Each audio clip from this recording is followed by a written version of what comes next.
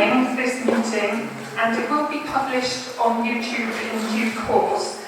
So David and I are happy for this to happen. You won't be recorded being in the audience, and we'll hear your voices, of course, if you ask questions later on in the meeting. And when that time comes, we'll have a roving microphone so that everybody can hear what you're saying, and hopefully you will hear the answers too. Once we've been gathering, you will have noticed the video was playing in the background there, highlighting the long history of Landford, its beginnings and its settlement, and how things have evolved over recent decades. So there's been an extraordinary amount of volunteering and work for the community, nature and environment in particular, in which the community have set down both their desires and their aspirations and achievements and what they're working towards for this community. With the parish, with Wiltshire Council, with the New Forest National Park, and under your own good auspices, with no help at all, thank you very much, in some cases. So, you can see some stands to my right and to my left, and also by the kitchen hatch there. So we've got Friends of St Andrew's Church, we've got the footpath group, sorry, that might be the Blackwater, that's the Blackwater, the footpath group, and Speedwatch over there. So please do take a look at those before you go this evening. So, now, this is the way the evening's going to run. You're hearing from me already. I'm Councillor Clewer, your Wiltshire Councillor, and I sit on the New Forest National Park as well. I've got David Illsley to my right, and he's going to do a presentation shortly after mine. After that, we'll have some questions, and then we will have anything we've missed, any observations that my husband Richard Clewer has to bring, because he's got a lot more experience in planning than I have. In fact, he's worked with more local plans than it's actually good for a human being to work with. That includes the Wiltshire Core Strategy, the first local plan, and now the updates for the New Forest as well. And I think he's been up to Parliament once, maybe more than that, advising on planning. So he's a good person to have in the room. Okay, my aim by the end of this evening is that you'll have had the chance to learn some new things, increase your knowledge, and ask the questions that you have. It may have been quite difficult at the consultation, which was very busy, and it was a place where many questions were being asked all at once. So this is a slightly different forum for you. And by the end of it, you'll have some contact details as well, so you'll know what to do if you subsequently think of the question. Okay, I'm just going to set the scene now with a short video, because it does just that. It sets the scene, and you may have missed a bit of the video as you were coming in.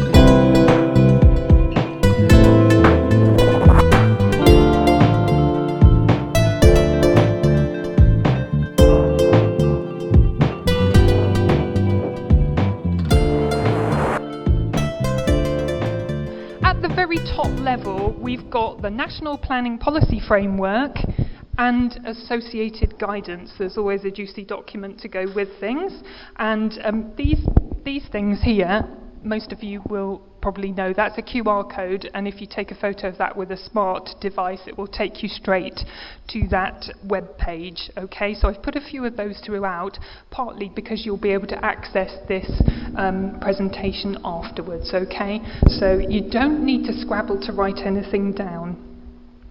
The next level down, below National Planning Policy Framework, is local plans.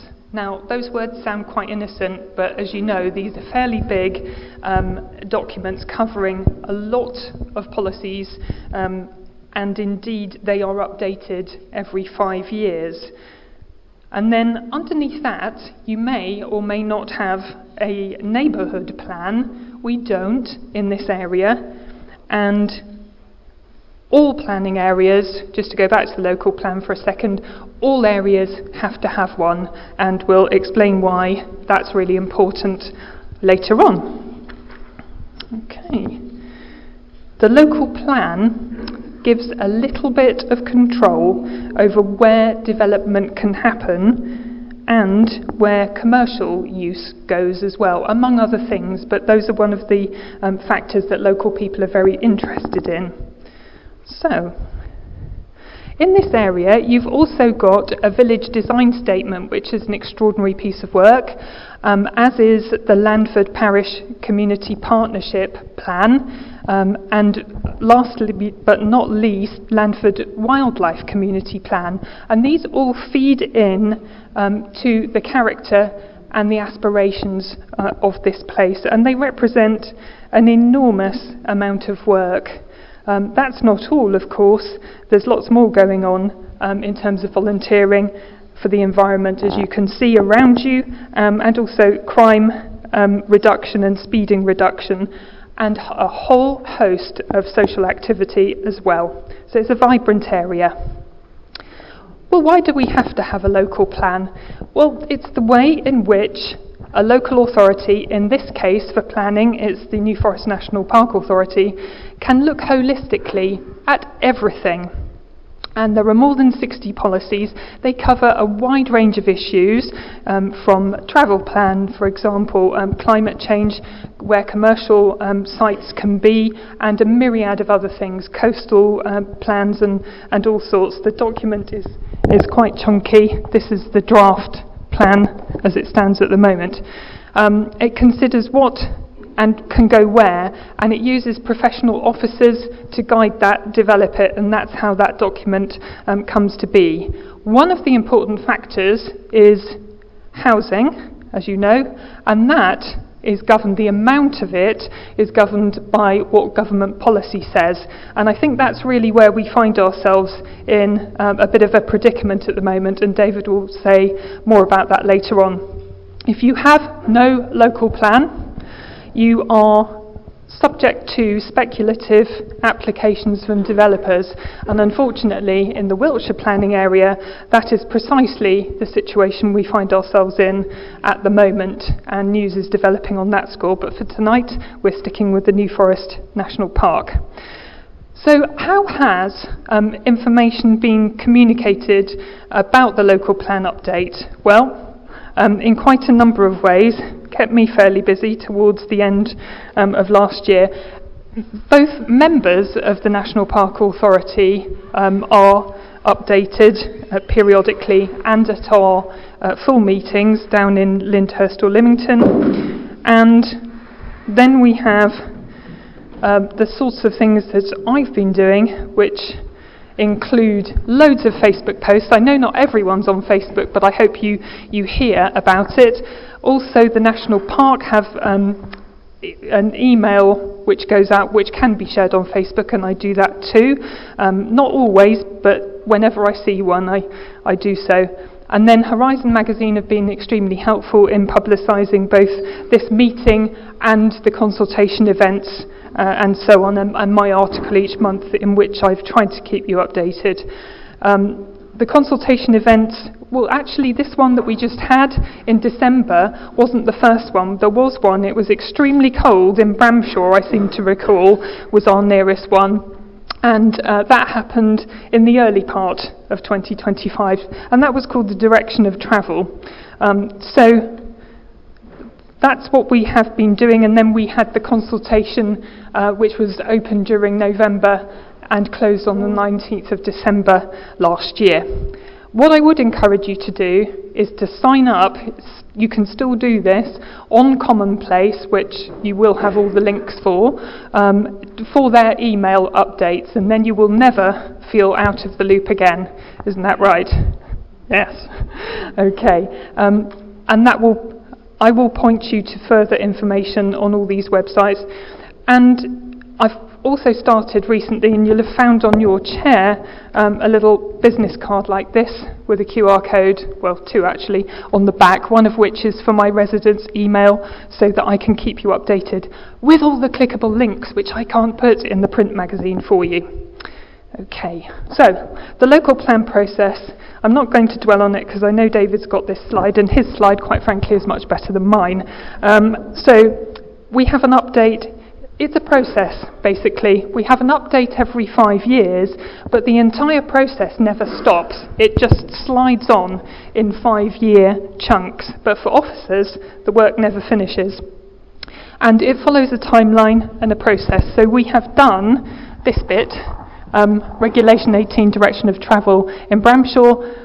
This was towards Christmas at the end of last year, Regulation 18, where I asked you all to comment on the Commonplace portal. And we are heading towards Regulation 19 come summer this year. And then the rest of it, again, follows a process.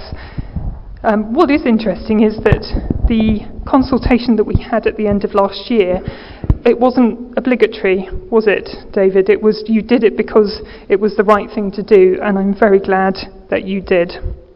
Okay, so moving on. These are all opportunities for you to have your say. However, I'd like you to think back to your childhood when you may have dabbled a bit with plaster of Paris, and I would liken Regulation 18 to mixing up some plaster of Paris. And it's lovely, and it's wet, and it's pourable, and you can choose any shaped container you like. In my case, it was a frog with its legs crossed, and I painted it for my mum. So you can do what you like at this stage. The point is, you can change it, you can influence it. However, as you move towards Regulation 19, the mixture starts firming up, and it becomes much more difficult to influence and to change. It's becoming more solid, though it's not quite yet set. Okay, so as far as consultation responses go, there were 330-ish, but that number also contains quite a few duplicates because some came in through Commonplace and others also came in through the policy at email address. So what I've done to try and represent this is to use word clouds, because we don't really want to get massively into data tonight, or if you do, I've got just the man here. Okay, so this is how to find what you need on the Commonplace website and how to sign up for their emails, which I was just mentioning. This slide here shows you both Redlinch and Landford No Man's Land. Got that right now. And here are the responses to the right of the slide there. And you can see the number. That's not a speed limit, guys. That is just the number of responses.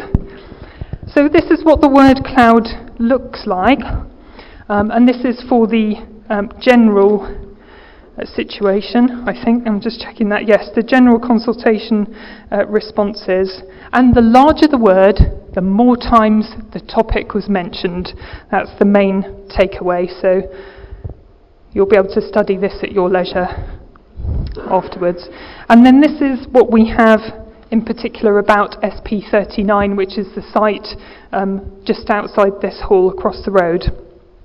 Okay?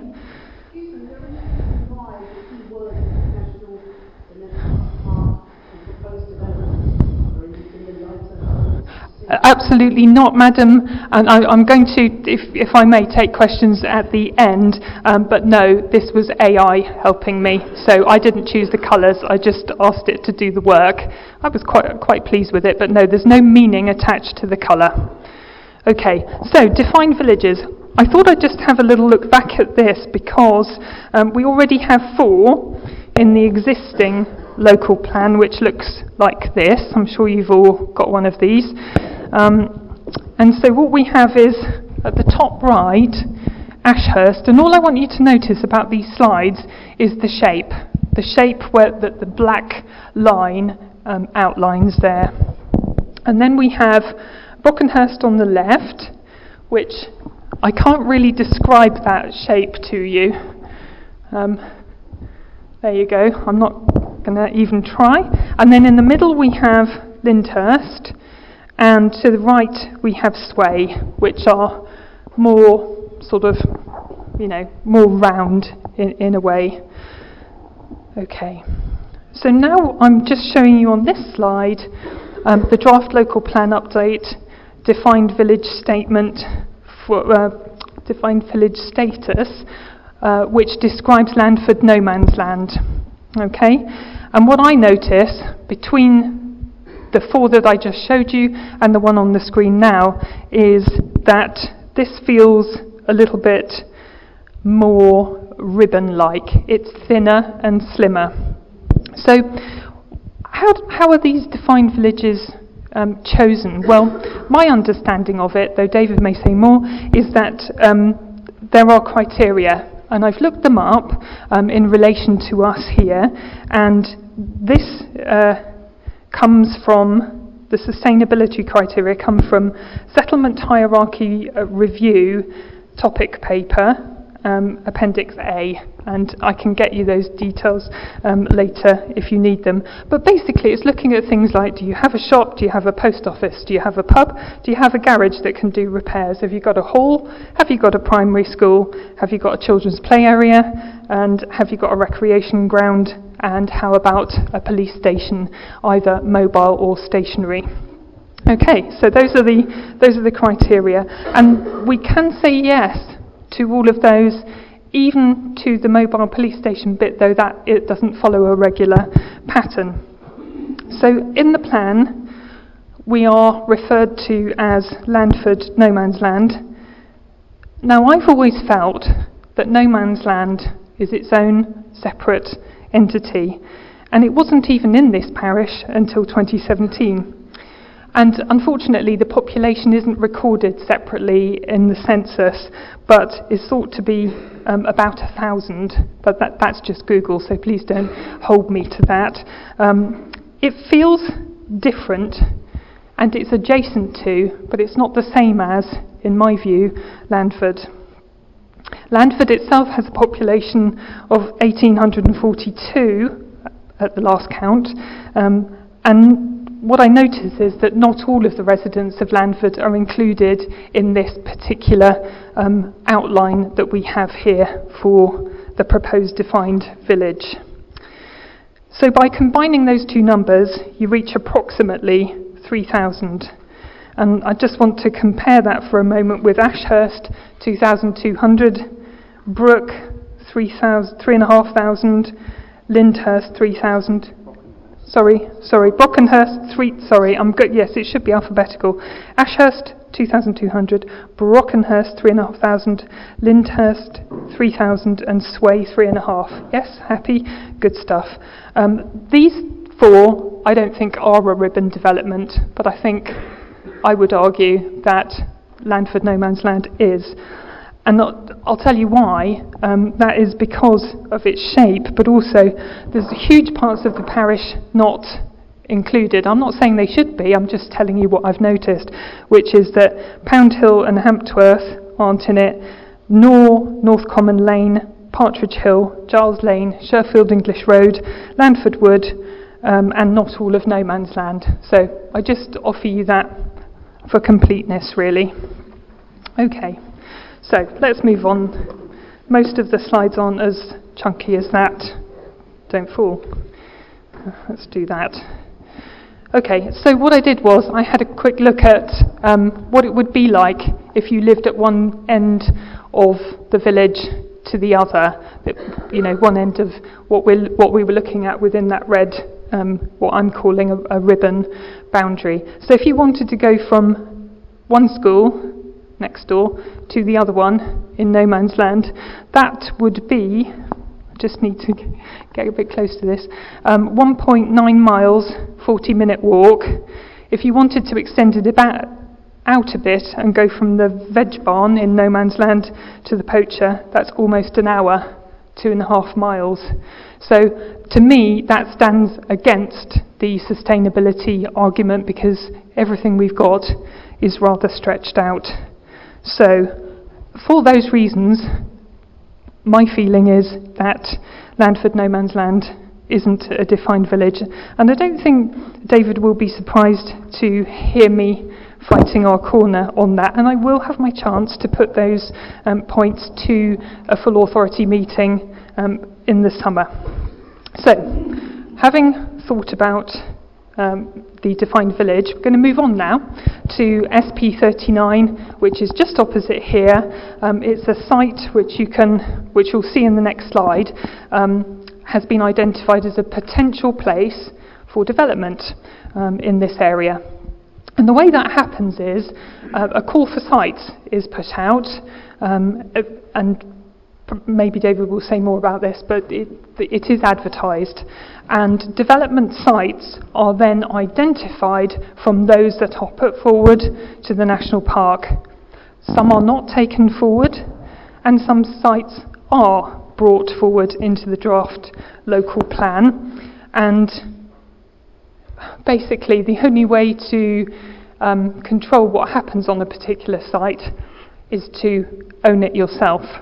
So, really, the national park can't dictate what happens in terms of sites they've got. They can only work with what they've got. They don't, in fact, own the park.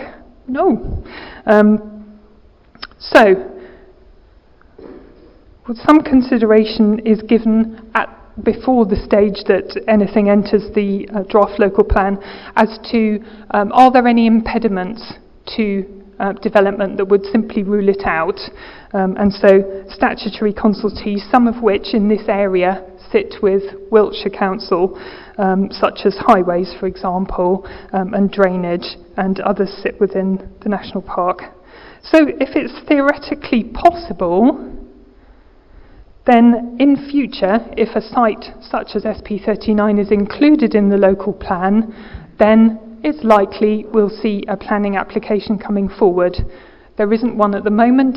It's just really a hypothetical situation whereby it is being considered as to whether SP39 is in the plan or not. It's currently in the plan.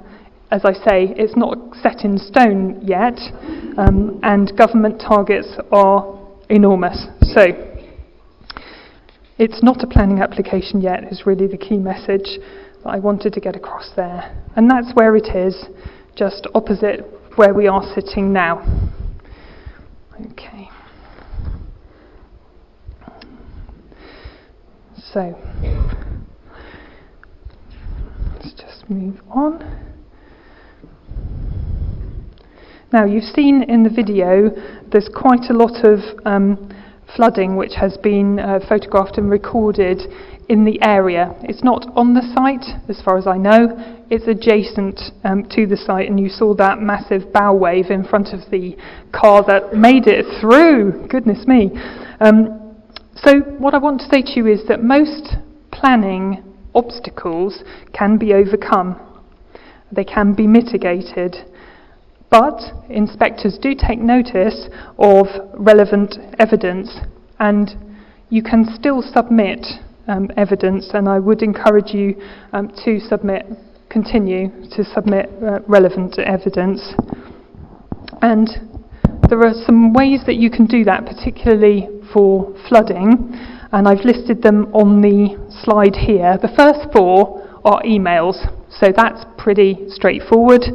And the last one, which you may not be aware of, and which is really important, I've learnt recently, is to report flooding on my wilts, which is, you might think, slightly strange and counterintuitive, because Wiltshire Council are not going to send out a massive Vector truck to try and suck river water and tanker it away. That is highly unlikely. It will resolve itself usually in time, but it provides the engineers with a database of when and how often flooding has taken place, and you can submit those reports retrospectively. And as I say, the emails are important because it leaves some institutional knowledge with the parish council and your Wiltshire councillor as well. So there we are. A couple more points before I get to the end, which is other factors. Well, the community is a big factor. It stands to reason that you're interested and you care about what happens here.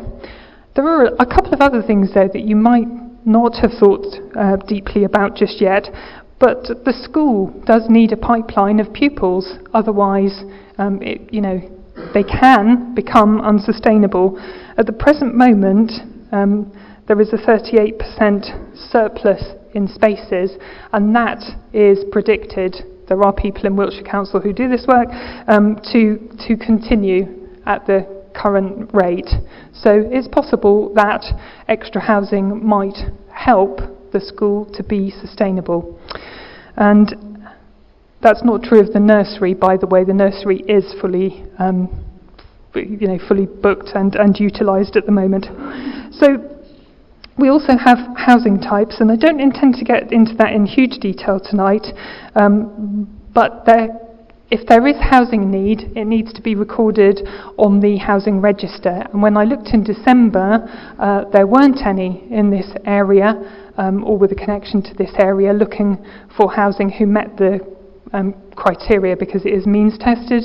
There are a few now, but it is less than the fingers of one hand. So the message is getting through, and if you know people that ought to be on the housing register, please encourage them to get on Homes for Wiltshire and to do that. The other thing I want to say is that you could imagine yourself as a landowner, and it is quite right and proper that anybody who is a landowner can do anything within the law with that land. It's entirely up to them.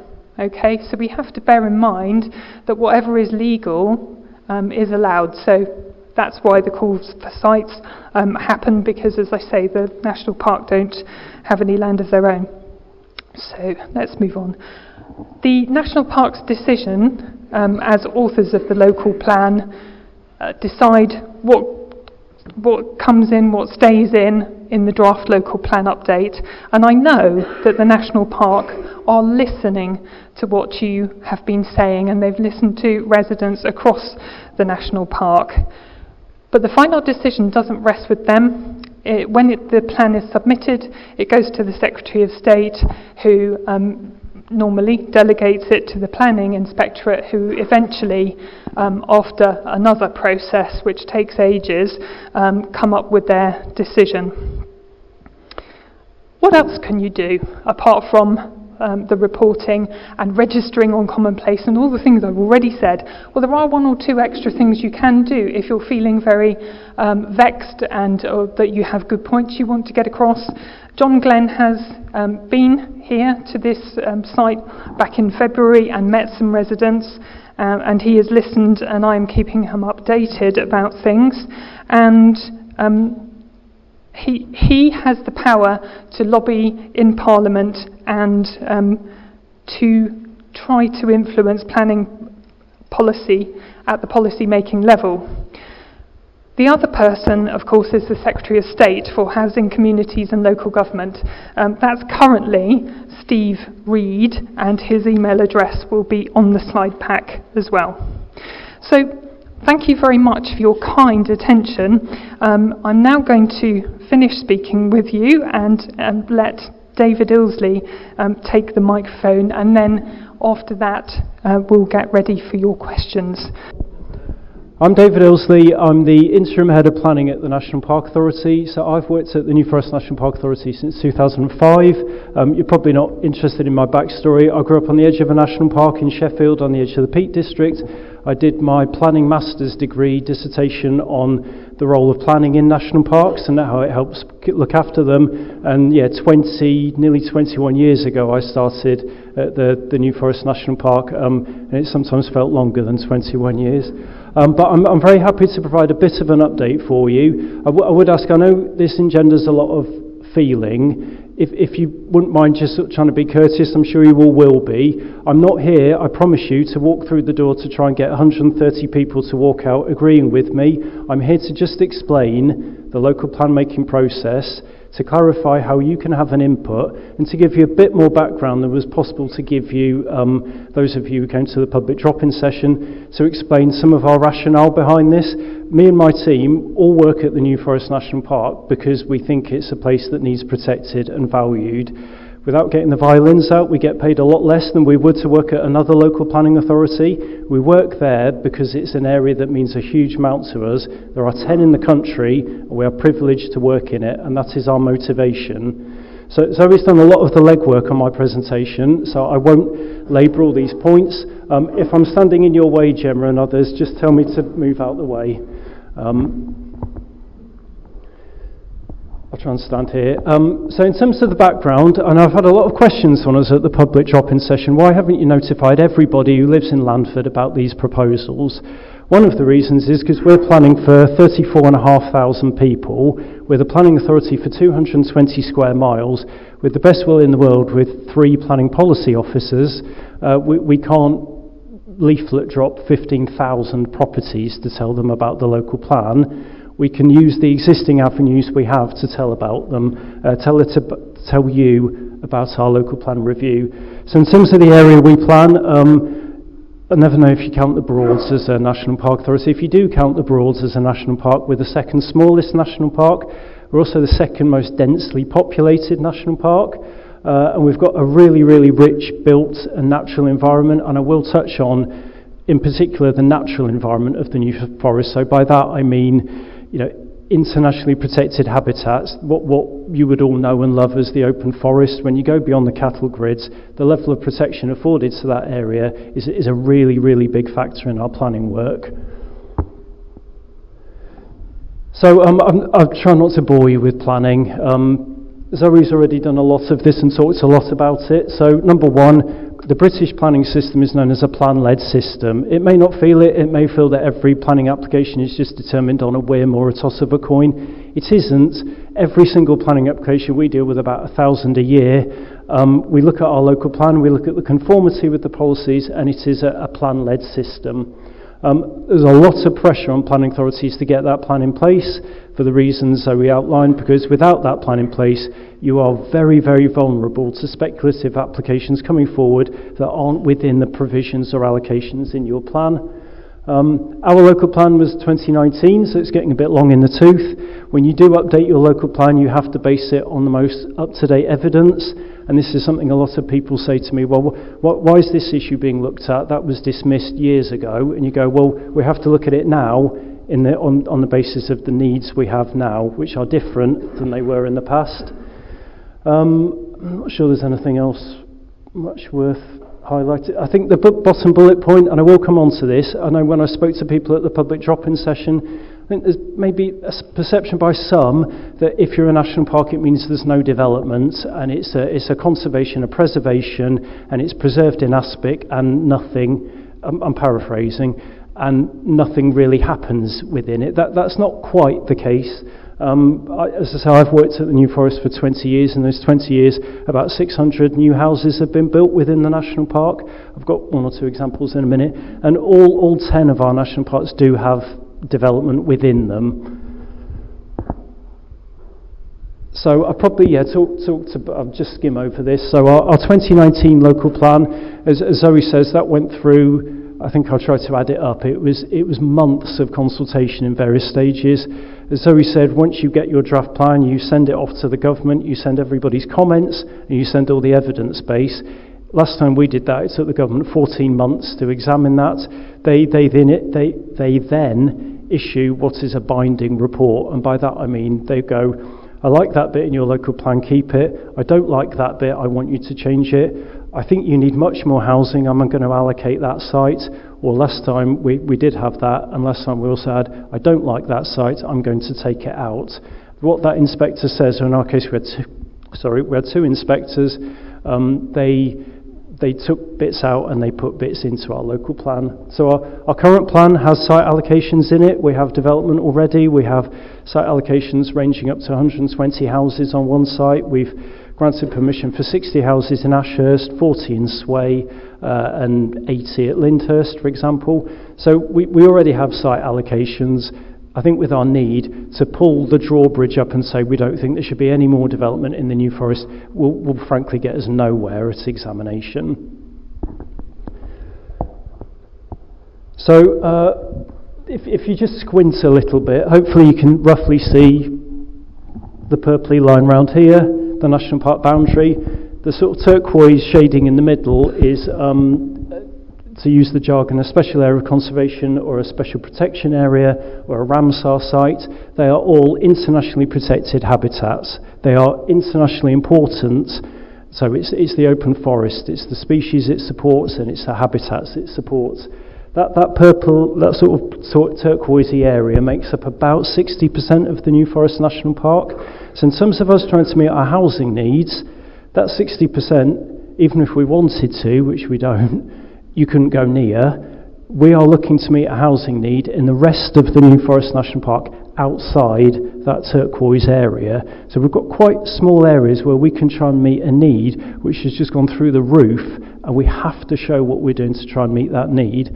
What I would say is that some planners refer to these as constraints. I never do, because they're not constraints, they're assets, and it's what makes the New Forest special.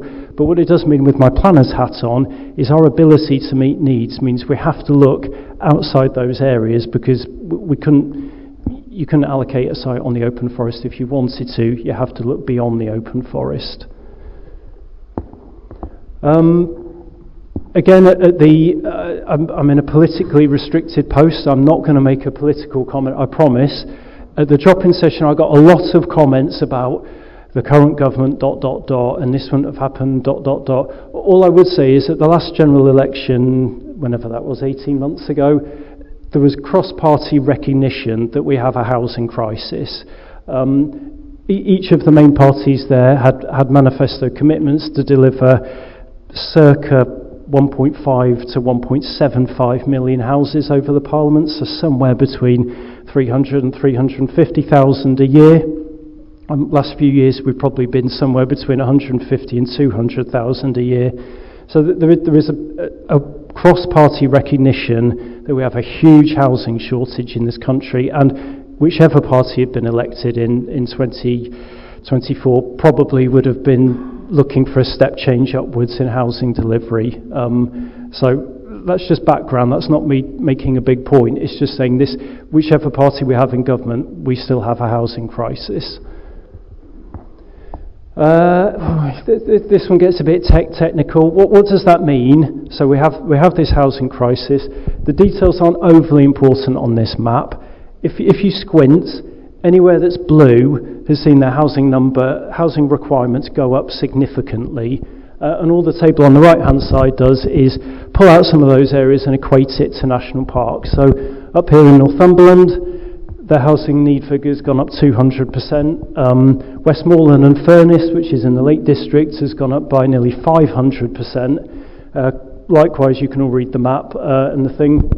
Just making the point that the pressures on the New Forest National Park, where the housing need figure has probably doubled, are far from unique to the New Forest National Park. I regularly meet up with the other 9 heads of planning from the national parks.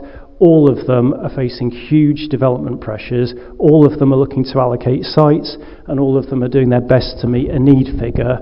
So basically, anywhere blue on there has seen its housing requirement really go up. Obviously we're down here at the moment, so we're kind of blue, but not navy blue like some areas.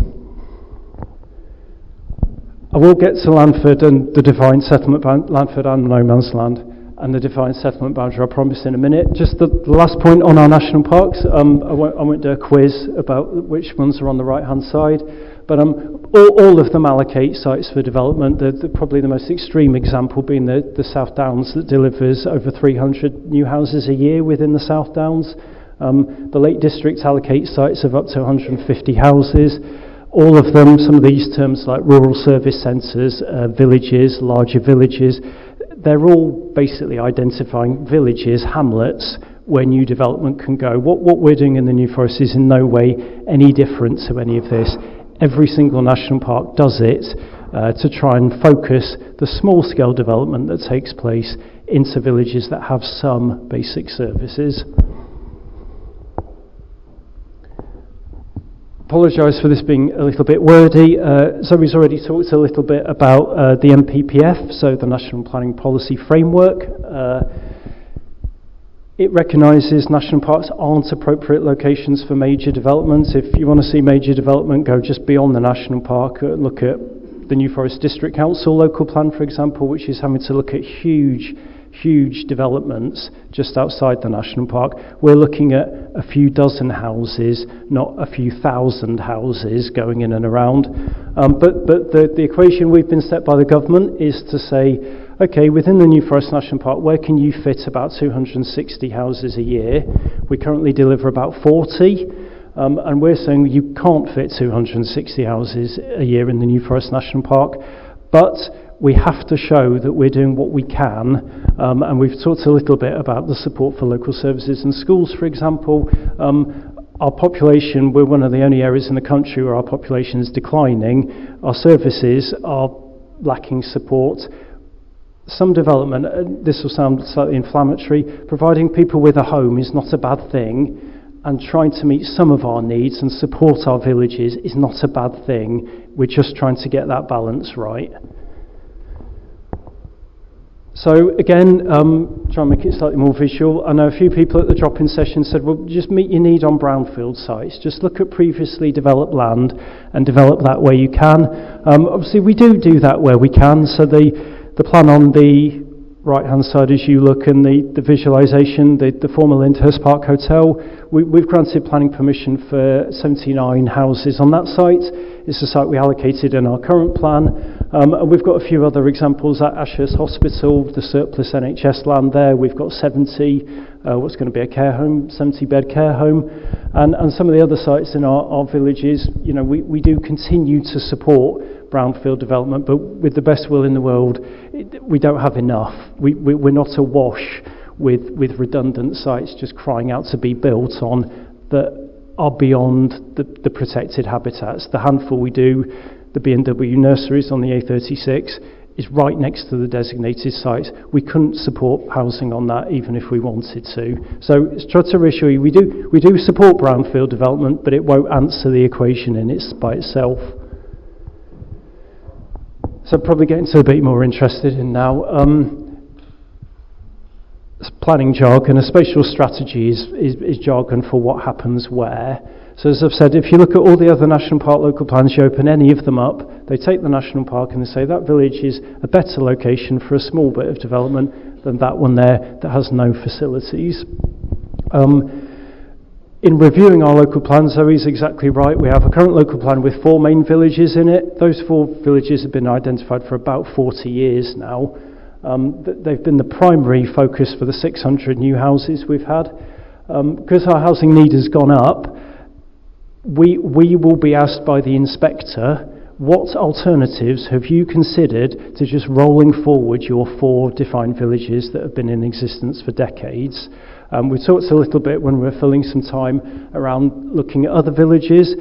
Landford and No Man's Land do have some basic services, and I'm frustrated with myself because I've left it on my desk at work. Did have a settlement boundary around for many years, which is very, very similar to the one that we've proposed in this plan. I know a few people aren't quite sure I'm right in saying that, and that's why I'm annoyed I didn't bring it. But that is the case. And I think the next slide just pick, so this probably isn't overly clear for you, but the The boundary that previously existed up until 2010, so quite recently, there was a settlement boundary around Landford and No Man's Land. That wasn't us who designated, that was the previous Salisbury District Council. I do know the strength of opposition to Landford and No Man's Land being lumped together. The previous local plan had a single boundary for Landford and No Man's Land. It didn't separate them apart. It was one settlement boundary. It was bigger than the one we've proposed, so it extended further up towards the A36. We have effectively said, well, a reasonable alternative to meet our need is to sort of reinstate something that was there for many, many years, and it was there for years after the National Park was designated in 2005. So that's the kind of vague rationale for looking at Landford and No Man's Land. Probably of less interest to many of you in the other room, we have also looked at Cadden Bartley as a settlement where we're proposing a boundary where one doesn't exist.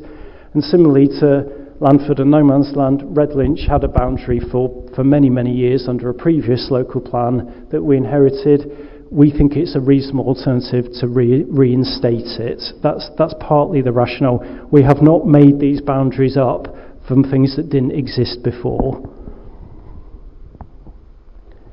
Landford Corner, which I think I'm probably allowed to call it that without being told off, or the junction of Hampworth Road and Lyndhurst Road. As we've talked about the call for sites, and I'll answer the gentleman's question in a minute, I'm getting towards the end, you'll be pleased to know. When that land came forward, so it was the landowner who put it forward. Zoe's right, the National Park Authority doesn't own any land. We don't own our own office. We own nothing within the New Forest National Park. So we say to landowners, have you got land that you would like us to consider for a range of uses? The landowner put the land at that junction forward. When we kind of screen it against some high-level issues, is it, and I will come on to flood risk, is it in flood zone 1, which is the highest risk of flooding? The site itself isn't, and I will come on to that. When you look at, is it close to the kind of green hatched internationally designated site? So when you're at the car park next to the Lamb, if you walk over the county boundary into Hampshire, you're on top of the internationally designated sites. This site is not within those sites. It does not fall at that hurdle. Have we got some basic facilities, taking the lady's point? We do have some basic facilities here. Again, the third bullet point came up at the public drop-in session. Well, what could that site deliver for the community? You know, and the landowner goes, well, you know, there's a potential for a drop-off area for the local school. There's a chance to provide some additional car parking for the village hall. There could be other opportunities that land holding could deliver. I won't go on about the village design statement because it might come up in a question. The village design statement, as the name suggests, is about the design of development, not where it goes. A village design statement can't dictate what happens where, because it's not subject to independent examination like a local plan is, but it is relevant to the design. And yeah, some of the other factors we look at, the status of the agricultural land. This isn't particularly high quality, and a big issue in the New Forest, the backup grazing. There is not a long history of that site being used by commoners for backup grazing. So against some of those fundamental queries, that site doesn't actually score that badly. I promise you I'm nearly there. So Zoe's already covered this really well. The commonplace page, as I say, not everybody who submitted comments on our local plan used commonplace, and that's fine. Some people sent comments in by email, but those who did use the online database, you can see all their comments. They're still on the website. This is probably telling you something that you already know, but in terms of the level of concern about the site here, just picking out some of the few points, and this is reflected in the kind of word cloud. Flood risk was very high, traffic was very high, loss of village character, and this sort of concern about Landford and No Man's Land being conflated together. The concern about school capacity, which we've sort of addressed in one of the answers to the question, and when I say some representations, I mean a very small number, thought we should have a bigger settlement boundary around Landford and we should incorporate more areas than we've proposed through our draft local plan. This one might be of interest. I know some of the comments that we've had in the room. Obviously we consult the public, and we're here talking to the public this evening. We also consult what are known as statutory bodies. So as Zoe said, Wiltshire Council are a really important body. They're the highway authority, they're the education authority, they're the lead local flood authority, they're also the housing authority for the national park. So their views are really important to us. They did respond to our consultation. They thought the identification of the village boundaries for Landford, No Man's Land and Red Lynch were reasonable. I was almost hesitating before I came to this one because you probably all raise an eyebrow at it, so I'll let you just read it. They did feel on highways grounds that further work probably does need to be done, but they didn't raise a fundamental objection on highways grounds. We've talked a little bit about the primary school and the declining school role, that they were actually quite positive about the role that new development could play to support that. And Southern Water, again, important consultee, did submit some comments which again didn't raise any fundamental issues. What I would say is this paints quite a rosy picture. There are genuinely issues with this site that have to be worked through, and I'm honestly not just saying this. If some of those issues are worked through and they are fundamental, that site will not go forward into our local plan. It is not a done deal. As Zoe said, we didn't have to publish a draft local plan last year. We did to show you our work in progress, to get comments, to tell us what we need to do more work on. So broadly supportive from statutory bodies, but that site does have further issues we do need to work through. I know flooding is a big issue. I know there was, a big rain event the day, I think it was the day either our consultation closed or the day after, or the day before. I've got a lot of videos in my email inbox of that. But that's a genuine concern from communities here. So the Environment Agency flood maps, it's quite hard to squint. So flood zone 2 means it sort of floods quite a lot. Flood zone 3 is basically a functional floodplain. My next slide just does zoom in a bit. The Blackwater and its tributaries running up Glebe Road, Glebe Lane is a site that is in flood zones 2 and 3, as are other bits of the village further down here on Lyndhurst Road. Zooming into the site itself, you'll get your bearings and know your geography is probably better than me. But the site itself is not in a flood zone, or it's in flood zone 1, which is at the lowest risk of flooding.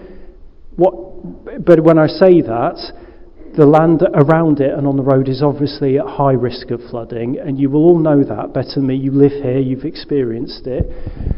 What the planning system has to do is, the planning system can't make development sort out an existing problem.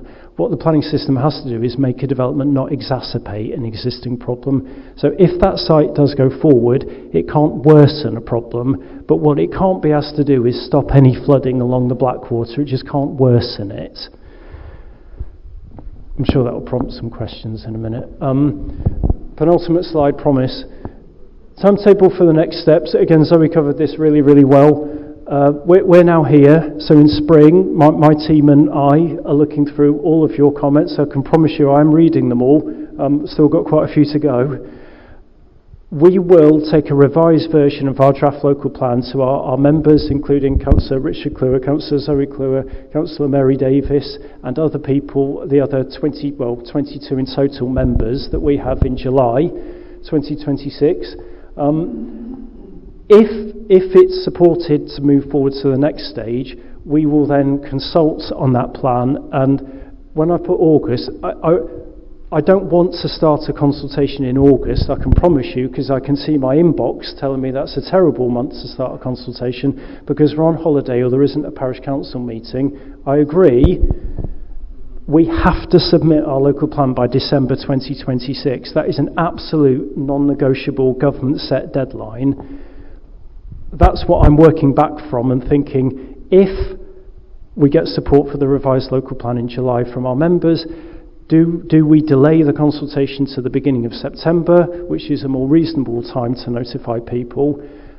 The downside of that is it pushes our consultation closer to that December end date, which is going to give me a headache. So that's an indicative timeline. At the absolute earliest, it will be mid-August. At the latest, it would be early September. We will consult. And then, as Zoe said, everybody who made a comment last time round will get something landing in their email inbox that says, thanks for your comments in late 2025. We've now reached the next stage. Here's a copy of the revised plan, and you've got a minimum of 6 weeks to tell us what you think about it. We have to, by New Year's Eve in December, submit that local plan. We do send everybody's comments, so hypothetically, somebody in the room here comments in the summer. Your comment in full goes to the government. They read that and they make the decision. And that examination will take place in 2027. I think there's about 150 planning authorities trying to submit their local plan by the December deadline. So I wish the planning inspectorate good luck in 2027 for reviewing 150 local plans compared to the 30 a year they normally look at. But that's outside my gift. My job is to get a plan in by December. Promise this is the last one. So, in conclusion, national parks all have needs. They all allow development. Most of them allocate sites for development. They are much, much, much smaller than the allocations you will see beyond a nationally protected landscape. We have to look at reasonable alternatives to meet need. Hand on heart, my view as the head of planning is rolling forward a strategy we've done for decades in the New Forest will not stick at examination. We have to look at other options. A reasonable alternative is looking at the role other villages could play in this neck of the woods. We used to have settlement boundaries around Landford No Man's Land, Redlinch, Lover, Bohemia, Hampworth, Landford Wood. Lots and lots of we're proposing reinstating but slightly contracting 2 of those boundaries. That's it.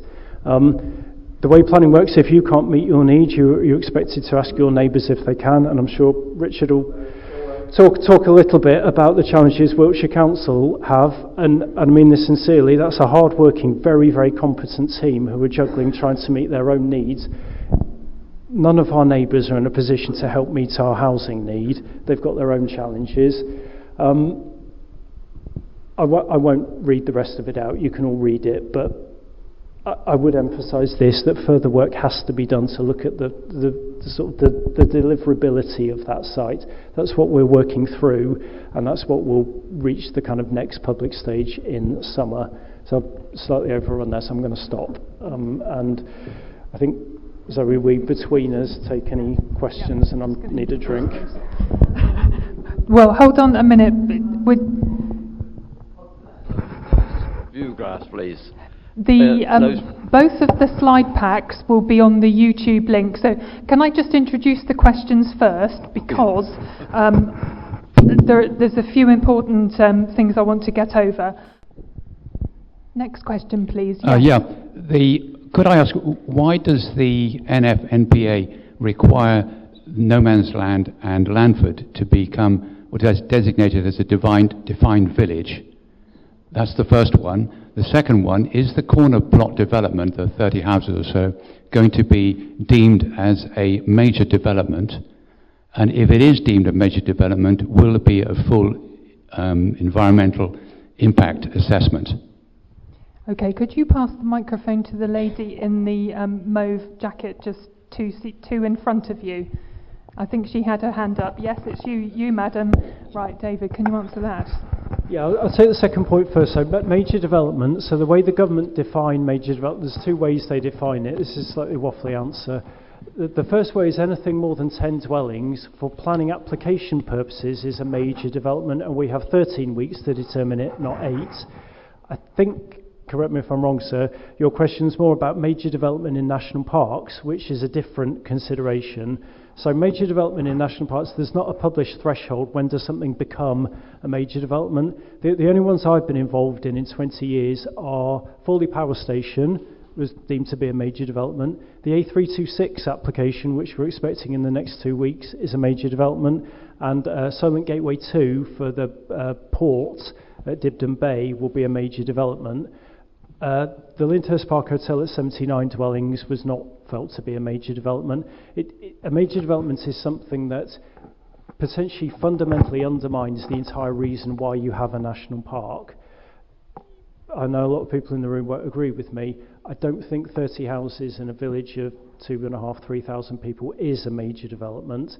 But your second point about environmental impact assessment and things, that would all come on any potential site if it's allocated. When it comes forward as an application, it still needs to supply all the evidence and information to justify the development. The allocation doesn't do all that legwork for it. It establishes a principle, but then the requirements still have to come forward through a planning application. That might not satisfy. And Landford no man's land, in a nutshell, as I say, looking at reasonable alternatives, hand on heart, I think a reasonable alternative is to reinstate a boundary that existed for the first few years while we were a park authority. There was always a Landford no man's land, single boundary around this village. I do think it's a reasonable thing to reinstate it, and I know a lot of people won't agree with me. We have to try and meet some of our housing needs, and to meet our housing needs we have to look at the role that other villages in the national park can play. Those 600 houses, none of them have been in the Wiltshire area of the national park for 15 years. We have to look at the role other bits of the national park can play. At the moment it is all funneled into 4 villages. We have to look at additional areas to accommodate some development. Thank you. And I would just add that the pressure is coming from national government, and a minor diversion, but the major cities, London, Birmingham, Manchester, they haven't fulfilled their housing targets, and this is why it's spilling out into other areas. That's my belief anyway. Thank you. Can we take the lady here? Yes, I've just got 2 quick questions. One, why do we not have a local plan in place? And 2, has the parish community plan been taken into consideration over this?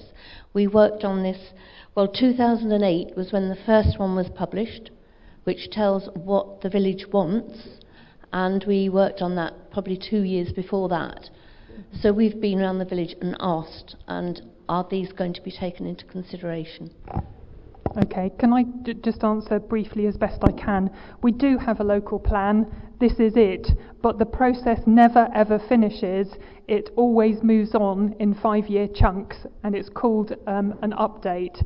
So what we're looking at now here is the draft local plan update. So it's still wet plaster of Paris, it's not finished. This is what David's work is seeking to progress, and there are some tight timelines associated with it. So that was the first, and I've forgotten the second thing I was going to say, so I'll hand the mic over. Yes, the community plan, it doesn't have planning weight, but the New Forest National Park and Wiltshire Council have a copy of it. I remember writing a little statement to go with it at the time. So they're aware of it. The village design statement has some weight, and I'm going to pass over to David now because this is more his area than mine. Yeah, but very briefly, I know I have read, and that's why I put it on the front page of my slide, about the community plan. I know you had an amazing response rate, sort of 60-70% of the village, which is a tremendous output. It sounds horrible to say. It's not a planning document, so it doesn't have weight, but it is a clear reflection of the views of the community. I know there's the chapter on housing, there's the chapter on environment, there's some quite critical comments about the National Park Authority in there, because we'd just had Green Hill Farm about the year before you published it. So it is a factor, but what we probably can't really do, and I know you're not suggesting this, we can't really go, well, we're not going to look at that because it conflicts with the community plan. The community plan we have, I promise you, I have read it. I know how many people commented it. I know the order of it and the chapters. It is a factor, but its weight is not perhaps quite as much as, say, the weight from on high from the government or other things, but it is certainly a factor. The village design statement, very briefly, is what the plan would call material. So when we look at planning applications, we do have regard to the VDS. I was working here when the VDS, and I know Ken and others in this room worked hugely hard on that. I was working here when you produced it and we adopted it. I think that was 2011, 2012, so it is now nearly 15 years old. We do continue to give it weight, looking at design issues within the parish, and again, people might not believe me when I say this, even a planning application within a defined village, it's not a laissez-faire approach where you just throw design out the window. The village design statements, we've got one for Ashurst, we've got one for Sway. We do have them for villages that are defined villages already, and we still give weight to them. They are still material, and the Landford VDS would still be a factor looking at design What the VDS can't do is decide what goes where. That helps a bit. Okay, I have a gentleman at the back in a light top, just there, and then after that we are going to Rosie and then Robin. Okay, that's enough for my little brain. Microphone closer to your mouth, sir. Thank you. And switched on. Yes. My question relates to the defined village and your statement, which I accept, that Landford and No Man's Land were previously identified as a defined village. But the concerns about the defined village are the relaxation in planning restrictions that apply to the rest of the national park. So when it was previously a defined village, were the same restrictions lifted? Yeah, great question. I'm trying to remember back. So I think in terms of restrictions, one of the things I guess you're alluding to is one of the world's most complicated planning policy, the 30% policy, for example. So, yeah, so across our current defined villages, the level of infill is quite modest. So in 20 years, Ashurst has had 5 infill dwellings, for example. So it has 1 infill dwelling every four years on average. I know when I spoke to people at the public drop-in session, including some people who live in the houses that were built around about 15 years ago, particularly in No Man's Land, where there was the infill. So it doesn't mean that there's as I say, a more relaxed approach to planning per se. It does mean within those defined villages, some of the policies that apply outside don't. So the obvious one being the extensions to dwellings at the moment. Somebody in Landford or No Man's Land or Hampworth would be limited to a 30% extension within a defined village. That policy doesn't apply because the logic being they're slightly more close-knit, the houses, and actually the usual residential amenity reasons mean you couldn't extend it by 50 or 100 or 200% because your nearest neighbour's 5 metres away, whereas out on the sort of more rural areas of the national park that doesn't quite apply. So yeah, that's not a very good answer to your question. I do understand your question. There are differences inside and out a defined village. But what I'm trying to emphasise is within it doesn't mean that the bar's set down here. The level is still a national park, it's still covered by national policy, it's still covered by the village design statement, it's still covered by our design guide. 1 or 2 policies are slightly different. I understand that. Yeah. I understand your dilemma. But you know, to say that you're reinstating something that was there previously is not strictly true. That it has to reflect those okay. restrictions being applied. Yeah, I mean, very briefly, the 30% policy never applied in Landford and No Man's Land until we put it on in 2010. So when you had a defined village boundary, there was no 30% policy within Landford and No Man's Land. That only appeared in 2010. So I do take your point, sir, and I think I'm probably not being helpful. When I say reinstating, I meant the boundary. But yeah, you raise a valid point. Richard is desperate to come in on that point, so I'm going to bring you in briefly, and then we're going to Rosie because she's in the queue, and then Robin. Sorry, really quickly, I'll show my age here. I was a Salisbury District Councillor. The red lines there were about you can't build outside the red line, full stop. It wasn't a defined village, it was a housing policy, it was the red line. I think they were a good thing. Wiltshire Council, when it was created, thought they were a bad thing and removed them. Okay, it happens. But the principle about infill development would have applied whether the red line was there or not. It's simply defined outside of this you cannot build. It's different to a defined village. So it's a very different policy that you're going back to. Okay, thank you. Thank you for your question, sir. Rosie. Yes, I mean, clearly, government on high is saying that you need to be finding space for all these for extra housing, and clearly people need extra housing. So most people would agree. Obviously, people agree with that. But would it not be sort of less environmentally impactful, or is it just not possible to put maybe up to 3 houses in every single settlement across the forest? That's a great question. One for you. Yeah, if anybody's got any questions for Zoe, put your hands up next. So, no, it is a valid point, and I know when we did our last local plan, somebody, years and years ago, our housing need was a very precise 220 houses, not a year, but over the period of our local plan. We're a national park of 220 square miles, and somebody said, well, just divvy it up into 1 square metre grid squares and stick one in each. I know that's not what you've just said, but I think in terms of there are some villages where kind of the map I had with the turquoise shading in meant you couldn't put housing in them because of the proximity of the designated sites, so you couldn't go there. So some of our hamlets, and I know people say that the services here are very limited, some of our hamlets have far, far less than this. There's no school, there's no village shop, there's nothing, there's no recreation ground. It's not particularly great to stick more and more housing in villages that have nothing. Yeah,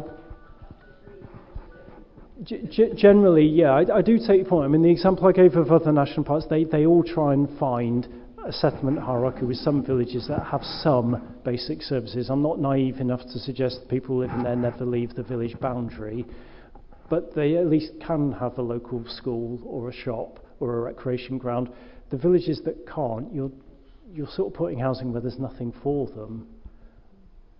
I'm not trying to convince you. I do get your point, but we do generally try and focus development where there are some basic services. I think sprinkling it around every village wouldn't really do that. Thank you. Richard might say a little more later on, but the Wiltshire local plan, there was a thought, wasn't there, that each village should take some housing in order to be providing some for people who, sustainable. I'm getting to really despise that word, but there you go. But people who live there and have family there, would like to be able to stay there, and it's not always possible. So I'm not going to step any further down that line. Robin, please give us your question. And then this quadrant here, there's been nothing. That's good. 2 over there. Thank you, Zoe. I was going to ask about a defined village, but there's so many questions about that. I'm going to change and actually ask something about when you're looking at the plan for increased houses, not just here but throughout the New Forest. How do you take into account where the jobs will be for those people that are going to be moving into the New Forest, and how does that relate to developing transport needs? Because some of the defined villages, I think, have railway stations. We don't. So we don't have a very good bus service. So we are having to think then about commuting by car. To what extent is the plan incorporating a future transport plan for this area? Gosh, it's a very thorny issue, and one for all rural counties. We're struggling with it too. Basically, rural transport services aren't, use that word again, sustainable, and therefore require a lot of government funding to keep going. Certainly in Wiltshire, we've been doing some demand responsive transport things with the bus service improvement plan, but it isn't yet spreading across the county, and the New Forest struggles enormously, don't you, with transport and trying to get people to be able to do things different. At the moment there isn't a choice. That's what I'm really trying to say. So jobs, housing, transport. Yeah, I mean, Zoe's kind of picked it up. The scale of development we have in the national park, 40 or 50 houses a year, will not lead to a step change in public transport provision. We've got what we've got. It is declining. In terms of jobs, I've talked a lot about housing needs, so that's 260 houses a year need. We have the equivalent evidence on employment needs, which are far, far lower. We have an unemployment rate of, I think, less than 1% in the national park at the moment. So we do look at employment through the local plan. The need for new employment, I know that's not your exact point, the need for new employment land is limited. Through the local plan we have policies that try and sustain the employment we've got. It allows extensions to existing employment sites, but the need for housing doesn't ripple across to the need for new employment. But it is a factor, but we're essentially a deeply rural area in places, and the scale of development we're looking at will not fundamentally change things like transport provision. There's not enough development. You'd almost need thousands to begin to make a case for new services. Yeah, and it's always one of those things that's very, very difficult to deliver. So I've got a gentleman who has the microphone at the moment, then it's coming forward to this front quadrant after. Your question, please, sir. Thank you. I just thank you for coming. You've got a thankless task, I appreciate that, and you've got probably quite a difficult audience. But about the process, the draft local plan, as I understand it, is... Hold the microphone up. The draft local plan, as I understand it, is going to be placed before the councillors in or around June. National Park members, that's right. National Park members. And thereafter, subject to their views, are they determinative or are their views influential of the New Forest Parks Association Authority draft plan? Are they determinative or do they just inform ultimately the draft plan? I haven't been through this process before, so I'm not sure whether whether members can bring amendments, for example, to what's on the table. Can I just explain why I asked the question? And I'm just conscious of, Zoe, how you put it, that the further on into the process, the harder it is, and we get set. So if their views are determinative, do we as the members of public have an opportunity to look at the draft that the councillors are looking at so that we can canvass them and lobby them with our views on that so that they can represent our views in June before the consultation? This is it, sir, and it's all on the Commonplace website, which is one of those QR codes you'll receive in the pack on YouTube. So if you are suffering from insomnia, that is about to end for you. Okay, it's all in here. Thank you. And it won't be changing until members are looking at it in by June. It won't change at all, will it? No, I do understand your question, sir. So, in short, before we publish a draft local plan, we have to take that draft to the equivalent of a council meeting at the National Park Authority. They're public meetings, all the papers are available online, people can come and address the meeting if they wish to. What I would say is, the members, when they sit down in July, are not adopting or approving the New Forest National Park local plan. They will be asked if they agree that it should go forward to a further period of consultation. Everybody who commented late last year will be notified if we get to that next stage. And probably overemphasising this, I don't mark my own homework. I can't give myself an A, a B or a C or a something out of 10. I can say to the government, there's my draft plan, there's what everybody thinks about it. They hate it, they think it's too restrictive, they think it's far too permissive. Lots of people are in the middle. And it is ultimately a government inspector, a planning inspector, so somebody like me but more experienced and better at their job, will sit there and they will look through absolutely everything, and ultimately they make the call. So yeah, they issue a binding report, but the first gateway to that, July the 23rd, I think it is, the full authority meeting. That's a public meeting that people can come and address, and they're welcome to, but everybody will have a chance then for a minimum 6-week window to look at how we've revised the plan. The plan we publish in the summer will be different from the one we published late last year, and you will all have your chance to make your comments then. I hope that helps a bit. Okay, the lady at the front in purple, please. Hi, yes, thank you. I know, obviously, we're only commenting on the local plan. Obviously, the government has got some arbitrary figure as to how they calculate our local need. I mean, I would question what our need actually is. But, so I've got a couple of points, if I can give you the whole lot, if that makes sense. As regards the field opposite here, when we're talking about potentially wanting to put 30 houses on there, you've already said that actually nobody has applied for planning application. It was actually just a call for sites that raised that as a potential site. So how come we're talking about potentially 30 houses there if there has been no planning application to build? Where does the 30 houses come from? Thank you. From my perspective, I'll do my best to answer. This local plan, draft local plan update, puts forward sites which are hypothetically, could some development happen here? Are there any reasons why it could not happen here? That's where we are at the moment.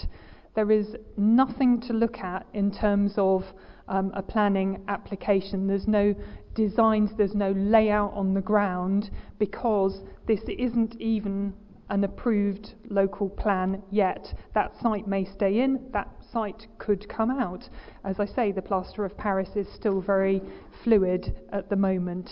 As for housing targets, they were initially, certainly in the Wiltshire local planning, at 81%, weren't they? And then they moved to 84%. It was increased slightly when okay, well, Richard perhaps appraise us of that, but the housing targets there is a complex calculation and a really in-depth analysis done, which David is qualified to talk about rather than me.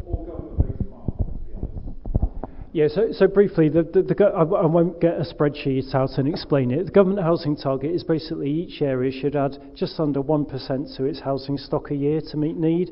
So I'm terrible at maths, so I won't be able to illustrate it. So you add your 1%, or it's 0.7% they ask you to add, sorry. Then they ask you if you're really, really unaffordable, they kind of turn the dial up and say, because you're so unaffordable, it's the supply and demand issue, so you need to deliver more. Now, I'll be honest, I don't agree with that, but that's the model. So what you have in the New Forest is you have a big housing stock. So, you know, we've got 15,000 houses in the national park, so 1% of that is roughly 150 a year. They then go, your average house price is 15 times your average earning, which is really, really high. It's one of the highest in the countries. So that dial gets turned up, and that 150 becomes 260 a year. And that's why everything on that blue map I had, if you've got a big stock and you're really, really expensive, your housing need figure's gone like that. The job of us at the Park Authority is to say, okay, government inspector, that's a starting point for our plan making process. It's not law, we have to meet that, we have to try and meet that. If we're not going to meet that, and our draft local plan is at 20% of that target, we have to tell the story about why we can't meet it. And they'll go, well, what can your neighbours do to help you? And we'll go, well, they've got their own huge challenges. So the term that's used is no stone left unturned. The inspector will say to us, what are you doing within the park? I know you're a protected landscape, I know you've got all these nature conservation things, but you're at 20% of your housing need with your neighbours unable to, what have you done within your area? So that's why we're looking at the role other villages can play and so on and so forth. But our main message to the government will be we can't meet the need in full. And very quickly, your other point about, and it might be after the meeting, I might just show you an example from the current local plan. It won't really work if I hold it up. But the current local plan kind of allocates land. It says, here's a site that the landowner's bringing forward, edged in red. The policy will then have a series of criteria that says we think the site could accommodate about 30 houses, say. It could deliver an allotment area or a community orchard or a school drop-off area. Factors that will need to be considered include flooding, visibility splays onto X road, so on and so forth. So that's the stage we're at. We're not at there's the red line, the bricks will be made out of this, the back-to-back distance will be that, and the house front doors will be coloured this colour. So yeah, we're one step back from that, trying to show how close we can get to that 5,000 new houses in the national park. Our draft local plan's at 950, so we're at about 20%. But that's the stage we're at. But I'm very happy afterwards to try and make that make more sense than I just have. Okay, I've got Keith now, please. Hi, this is for David, really. You attended Where's the gentleman? 2 years ago. Hi. Sorry. Yeah. 2 years ago, you attended an affordable housing meeting. And afterwards, you discussed defined villages. And one of the quotes you made was critical mass. Sway, Ashurst, Brockenhurst, Lyndhurst, they all have large numbers of residents, 2,000 to 3,000 people. Mainland station, 85 retail shops, etc. Large employers. Forestry, police, council, courts, they've got everything. Then you called Landford a ribbon settlement along a main road, which just encourages infill. You quoted Burley as one that you had considered, what was thrown out, because it would just generate 400 planning applications with infill. You then said about the 4 defined villages that have a core, that you term them as nucleated. They have a core, a centre, or high density. You wouldn't consider Landford for definement at all. That's what you actually said, due to its lack of infrastructure. So what's changed? Is it purely the draw of a piece of land for 30 houses? I don't quite get the final bit of the question. Is one thing that's changed is the updated evidence of need. So our need figures, when I first started working at the National Park, we were asked to build 11 houses a year. We're now being asked to deliver 260 a year. So we have to look at things that in the past we didn't have to look at. In terms of your other points there about the sort of the character of Landford, it is different. I'm not here saying it's the same as those villages. We don't profit out of development at the National Park Authority, but the goalposts have moved for our local plan with that change in need. One of the other things you said was the local parish council were looking at it completely the wrong way. They should be finding a piece of land for the need, not a piece of land and filling it with houses. Yeah, and so that was to do with the rural exception site proposal that Landford Corner was put forward to. We've had pre-app discussions with the landowner that they've got plans there for 10 or 15 houses as a rural exception site. So that's the criteria for looking at them. In reviewing our local plan and trying to meet that need, we have to look at some of the options that we weren't looking at in the past, and that includes roles of villages like this. And I do take Councillor Clewer's point. It did have a boundary that told you within that boundary you could build housing on it before. We have to go back and look at that. You've got a very good memory. Certainly in terms of Burley, the reason why we didn't look at somewhere like Burley was it's immediately abutting the open forest. It's got those designated sites. It's also got a character of house, sort of paddock, infill plot, gap. It is very, very dispersed as a settlement.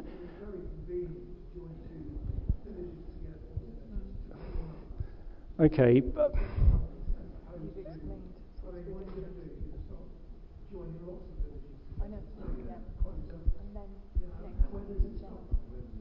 okay, I'm happy to talk about that afterwards. As I say, I know people in the room are giving this limited weight. There was always a housing policy boundary around those two settlements. I didn't draw that. I didn't join them together. It was called Landford No Man's Land. It was taken away by us in 2010. Yeah.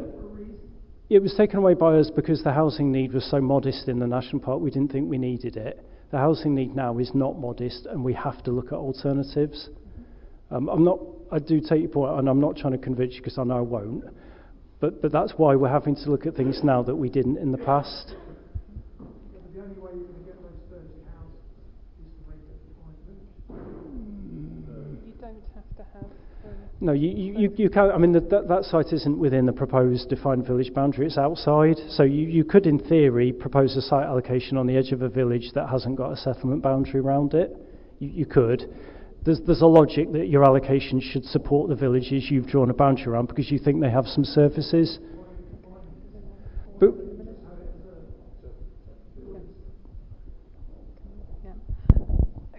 Keith, I think what we need to do is move on because I've got 3 more questions which I've identified. And Nick was in the fray. The gentleman at the back has the microphone, and then I'd like to come to Gemma. Did you have your hand up? Okay, those 3, and then I think we'll wrap up with Richard. I'm sorry, sir. Have I missed you? Okay, you're the last. You're the penultimate one in that case, and then we'll need to wrap up. Gentleman at the back, please. Oh, good evening. Thank you for holding this meeting. When I spoke to you at the hall just before Christmas, I asked you a question. This is a fundamental question, really. I asked you a question, what's going to happen to the sewage that comes from the development of 30 houses? And you said to me, well, I don't know. And I said to you, I think you should know. And I'll tell you why I think you should know. 30 houses, right, with a possible occupation of three people per dwelling. I mean, that's 180 people. That equates, because I've spoken to Southern Water, that equates, we are talking sewage here, that equates to 6 tonnes of sewage per week. That's excrement. That's just excrement alone. Going down here, now, you know, and I know Zoe knows, that we had this flood down here. the engineers came along, and we get backup of our sewage every year when there's a lot of high water. Right. The engineers were down there dealing with the sewage issue, and I spoke to the engineers, and they said that the sewage system down there isn't adequate for the population in Landford. Okay. Now, where is this sewage going to go? Because it can't come downhill because it isn't adequate. And you couldn't answer that question, but it's a fundamental question because you're talking about 180 people, 6 tonnes a week. That's an awful lot of sewage going into a system that can't cope as it stands. Thank you very much indeed. The microphone needs to come to Nick now. My understanding is that drainage isn't attended to other than at a very high hypothetical level until it's Nick Beer, if you don't mind. John? Yeah, Nick Beer next. And then the gentleman in the orange top, because we need to hurry it up now. That would be part of the planning application process where all of that is examined in great detail. That's my understanding. David? Yeah, I'll be very quick. The reason I've gone back to this slide is that the bit at the bottom, we do consult the water companies. I do take your point, the maths isn't quite right. It'd be about 70 odd people, not 180, but the point's still valid. Yeah, so there's 2.4 people per household, so it's about 75 people in a 30-home development. Well, we're actually near about 2 people per house in the national park. So that's not. So I am going to answer your question. It's about 75 people in a 30-home development. I'm not making that up. That's on census data about the number of people per household in the national park. That's secondary to your valid point around infrastructure and services. The reason I brought the slide up here at the bottom is when we do a local plan, we do consult with the water companies. The bit we've got there, they have done an assessment of the infrastructure. I'm not saying that's 100% right. I'm saying that's what Southern Water have told us. Through a development, Southern Water are required to deliver a safe connection to a development. Legally, they have to do that. I was just making the point that, yeah, it would be additional. It wouldn't be quite of the scale that you were outlining. Thank you.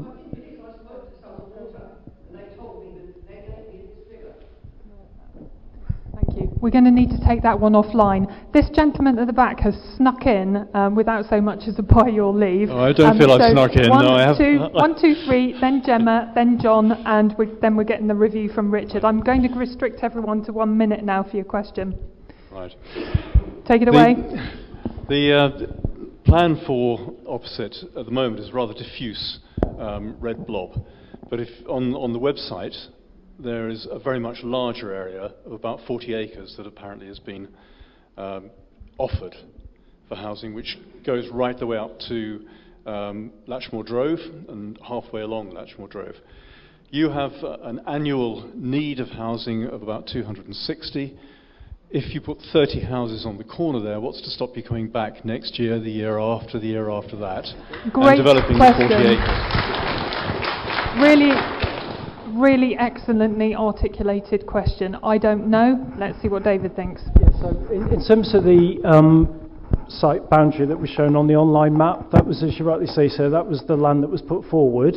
A site like that can only come forward in accordance with our local plan policy. So this gets a bit technical. That's why we're not just putting that whole site in a settlement boundary or proposing to, because then the presumption for development across the whole site would be there. All of our sites in our current 2019 local plan, we leave outside the settlement boundary, we draw a red line around them and say you can only develop on this bit of land in accordance with these policies and these criteria, and that would be the draft we showed you in the late last year. Was one of the criteria was circa 30 dwellings. Land beyond that would be contrary to the local plan and would be refused by the National Park Authority. So yeah, the point of the allocation, and what the allocation would never be, is here's an entire piece of land and somewhere on that you can drop 30 houses. It would become tighter and it would say in this area of here, development that meets these criteria would be permitted. Development beyond that area would not meet those criteria and would not be permitted. But yeah, I do agree that the online map is unhelpful in doing that because it suggests to answer one of the first questions about major development, it would be a whacking great big major development. So the online map is unhelpful, I agree. Okay, thank you. Nick Beard, there we are, thank you. Sorry, I think my question is partly been covered, but I'm interested in the exact, well, what it's like. What is this Landford and No Man's Land likely to look like? How is it going to change over the next 10 or 15 years? Because that the boundary of the defined village is a very narrow ribbon. Between No Man's Land, joining No Man's Land and Landford, basically encompassing houses and their gardens. So you talked about obviously extensions and infill and that sort of thing. I'm not even sure that this site is actually within that ribbon. The site for 30 houses is outside of that. So I get the impression that we'll be a focus for development, not just within that ribbon, but extending further and further out until we become quite a large conurbation, which is not why we live in this area. We don't want to live in it. Thank you. Pass the microphone to the gentleman in the orangey top, please. Thank you. It isn't within the red line at the moment, and if it were staying in the local plan, and in years' time, if it had been developed, the red line would then go around it, is my understanding. Is that correct? In a nutshell, yeah, the reason we've left is, I think it's more helpful if I talk about the current adopted local plan because it's been examined. All of those sites we've got in that current local plan, none of them are in the settlement boundary. They're adjacent to, but not within. Because they're not within, they can only come forward in accordance with the site allocation policy. People won't agree with me when I say this. When you have a defined settlement boundary, the level of protection for the area beyond, in this case, the red line, is very, very clear. It's basically saying beyond that red line, you couldn't submit a speculative application on the other side of the red line beyond the existing boundary and get planning permission. You wouldn't get planning permission. So I understand your concern about the scenario, but there isn't a scenario where, I don't know, you end up blending in with Bramshaw or Brook or Hampworth because they're not in the settlement boundary. So if somebody put a planning application there, if it's not in the settlement and it's not a site allocation and it's not a small development for affordable housing, it will be refused. So it does provide a degree of clarity that within the boundary, appropriate small-scale infill may be supported. Beyond it, there is a strong presumption against anything. So, yeah, I do think none of our current defined villages have got 1 metre nearer each other for 40 years. Stuff within the village has happened, but they haven't sort of come together and coalesced.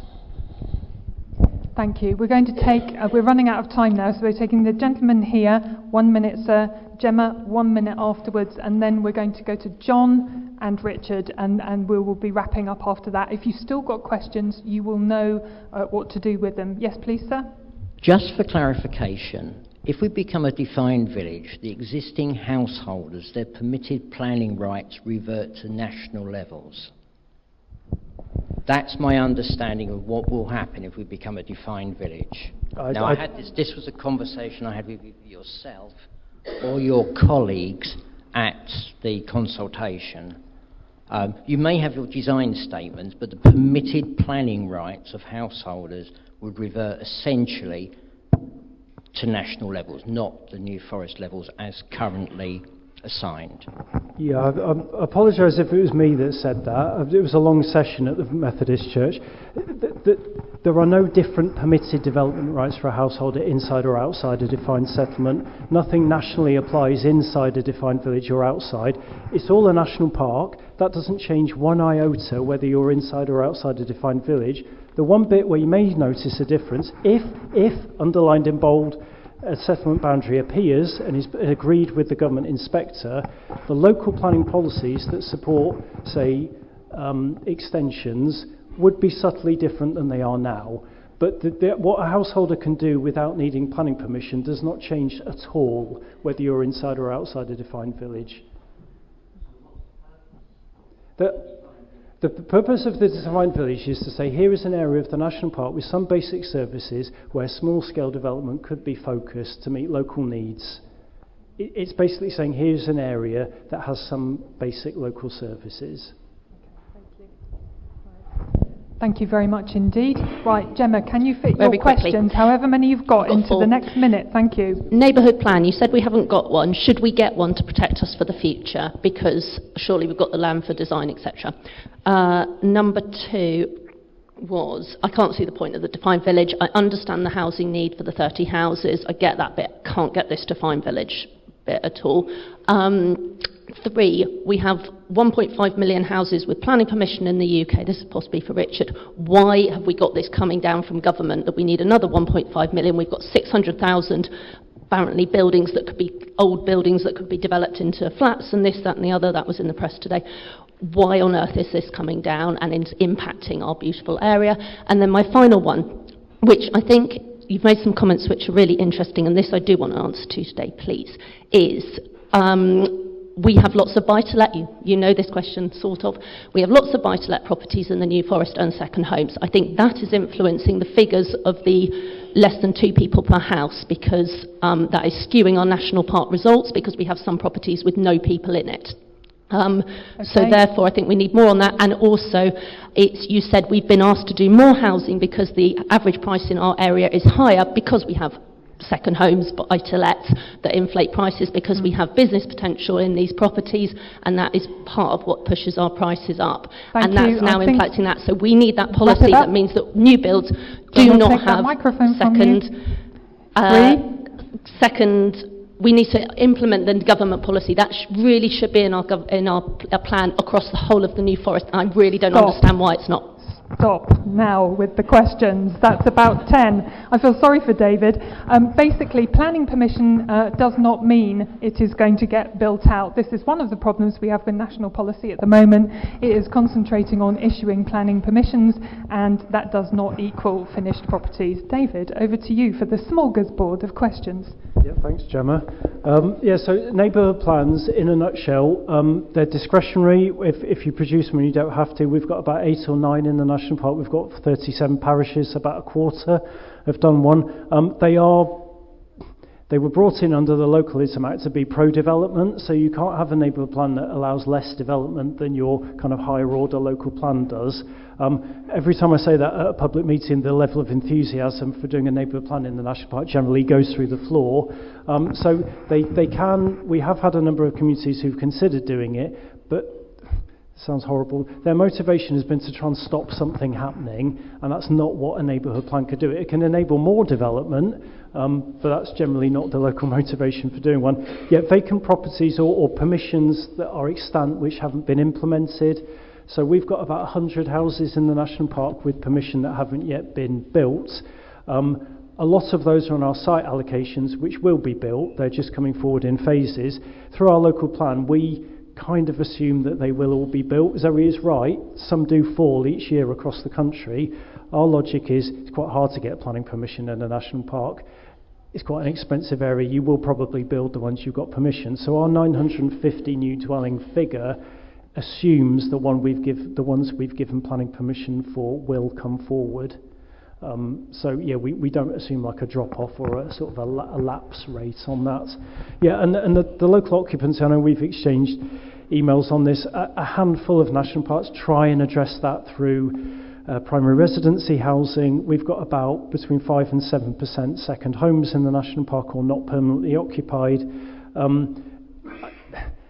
We probably agree to disagree on that. I think it's very hard to enforce a condition like that. Very, very hard. And I think until the government make it needed planning permission to take a home and turn it into a second home to give planning authorities some control, it's very, very hard for planning authorities to enforce that. But I know it's something you feel very strongly about.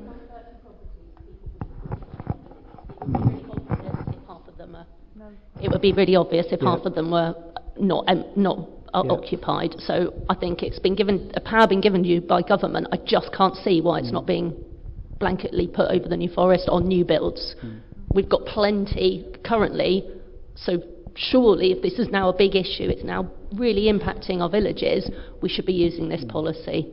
Yep, thank you, Gemma. Yep. I think if there were any questions that David didn't have time to answer there, perhaps you know how to get in touch already, I know that. I'm going to give John the privilege of the last question.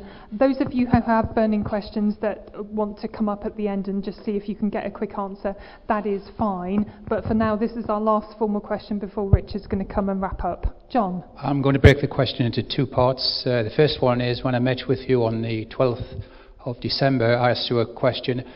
Based on the fact that we have a community here which is very strongly knit, lots of volunteers, lots of people cooperating through different plans, and I said, how can we as a community help you in your job to help us to put a degree of control into what you're trying to do?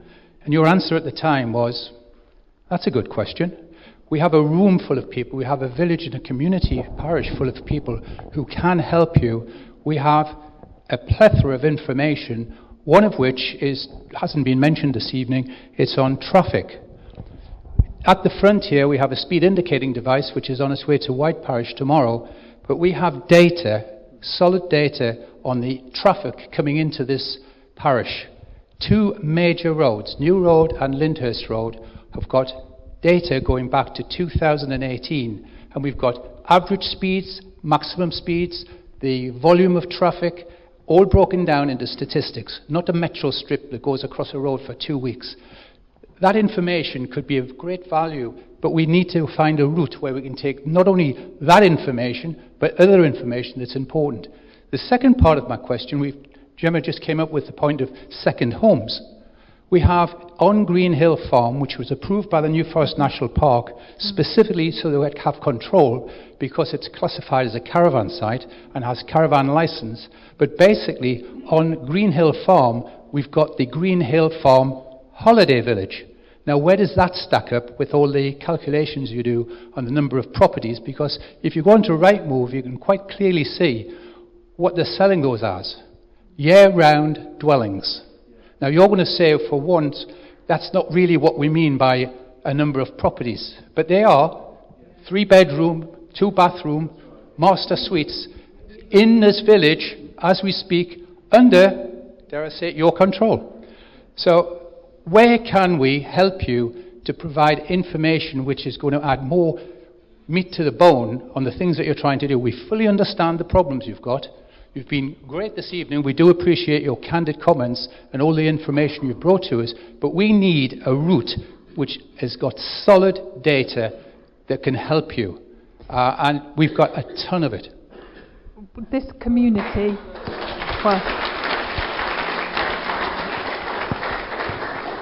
thank you. This community lacks nothing in people with skills that cover just everything that anyone could ever need. So how can the community help you with your aims and help itself to an extent? Yeah, so briefly on terms of the traffic points, so one of the slides I had up about the subsequent work we've been doing. So I've sat down with Wiltshire Council Highways team, I've sat down with Wiltshire Council Lead Local Flood Authority, I've talked to them about some of these issues and said, if this site is going to come forward, what do we need to be confident that it can be deliverable? So I do have a route into the highway team, and I know there's people in the room who have better routes than I do. So that information will be useful for us, and I would happily receive it. Because the information from Wiltshire Council isn't the same as the information that we have in this village. That's my point. That's my point. So I've met the Highway Authority. I know what their expectations are. I know their general position because I put it on the slide. That they're fairly content. What I'm saying is you've got all the information here, locally grounded, that needs to feed into that, and I'm happy to be a conduit. I'm not the Highway Authority. I listen to the Highway Authority, and I'd like them to have your information. So when you're putting your report in and the local plan, would it surprise you to notice that the traffic coming into this village has doubled in the last 8 years? Doubled. Yeah, and we've got the facts. I would like, that information is really helpful for us. So I would happily receive that. I mean that genuinely. And the Green Hill Farm? Yeah, Green Hill Farm, and everybody will make a noise when I say this. They're not classed as dwellings. When we permit, and you can make, but they're not meeting the housing requirements that we're set. I'm not turning it into a Green. So- I'm not turning it into a Green Hill Farm debate. But that there was going to be 150 units on that site, whether we gave it planning permission or not, Yes. through permitted development rights. We either dug our heels in, didn't give it planning permission, and it would be how it is with no conditions on it, or we could try and have a degree of planning control over it. So what about park homes? Because the caravans that we've got on Green Hill Farm could easily double up as park homes. I'd have to go and double check my knowledge of what is classed as a dwelling. I don't think they're classed as dwellings nationally. Okay, I don't think we can open that particular can of worms. Madam, you can come up at the end and talk to David and to me. I'd love that. What we're going to do now is invite Richard up to wrap up with any gaps we've left, any slight inaccuracies I may be guilty of. So here you are, and then I will do the thank yous and we can all go home to bed. I really won't keep you long. What I'll try and do is give you a view on what I think you ought to be doing next. I will caveat, before I get told off, because I am a member of the planning committee, I'm giving you advice here as a councillor. I may, when evidence comes forward and we sit in front of a committee, end up coming to different conclusions when all the evidence is there.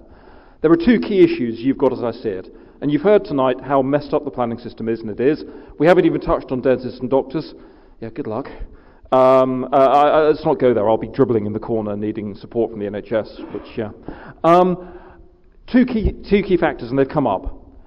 The defined village issue. This is important to you.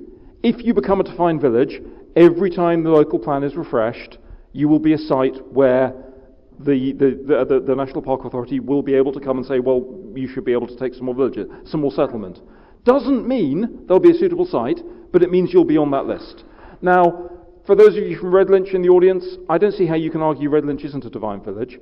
I do think you can argue Landford isn't a defined village, but you need the evidence for that to be able to put it into the process. Someone said about gateways. If this is if the local plan needs to go forward, because if it doesn't, you will end up with appeals and you will end up with risk that will place strain on the national park, strain on David, and mean that control is lost. And that is worse than not having a local plan, as tough as that may be to believe. In my own division, just on the edge of Salisbury, I've got hundreds of houses coming forward through speculative development at the moment. So it could be very different. So be careful on that. That's a gateway. Can things change at that point? Yes, maybe. But critically, Regulation 19. That is the last hurdle. Anything after that, you're in the hands of the inspector, and the inspector will reach a decision based purely on evidence. So if you want to see this changed, and we've heard that there is no planning application at the moment, but if that site is in the local plan, there will be a planning application, and unless something like sewerage or some form of statutory consultation, if flooding will have been considered by then, unless some sort of statutory issue comes up that says no, it will get developed on at some point. So if you want to prevent that or shape it, this is your chance. Do not wait for a planning application.